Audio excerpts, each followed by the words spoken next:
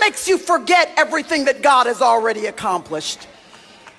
And the enemy wants you to forget the track record that you have with God. He wants you to forget all the goodness of God. When you're afraid, when you feel it, it's human to feel it. There's nothing wrong with feeling it. You have to just decide, like Jehoshaphat did earlier, to pivot your attention, to not fix your eyes on the thing that's making you afraid, but to intentionally fix your eyes on Jesus, the one who can do something about the thing that's causing the fear in the first place.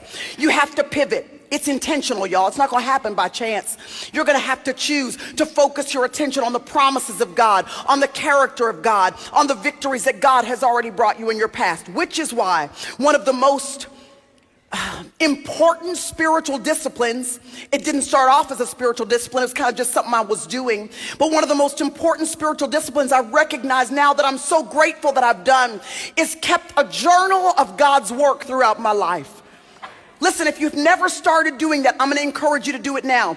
And I'm not the kind of organizer. I've always admired those women with their little colored pencils and their new journal. They start every year out with the new journal. I'm not that kind of sister. I'm not the one that's going to sit down and write every day the details of everything that has happened throughout my day. That ain't happening. But when something happens in that month or 3 months later where I see the hand of God orchestrating events that other people would call coincidence, or when I look back on something and I realize, you know what, it felt like an interruption at the time, but now I see it was a divine intervention.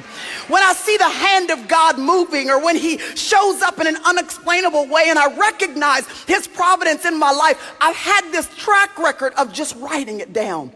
Y'all, this has been the best tool for me, an instrument that has been used when I get into a season of life where I feel afraid or nervous, or I have a little anxiety about something that's happening in my personal life or ministry life or career life. In any way, when I have fear and I feel like it's going to incapacitate me, that I don't even want to show up because I'm not capable, I'm not skilled, I'm not trained in that, I'm not the one who's best suited for that, I open up my journal and I look back to what God has already accomplished.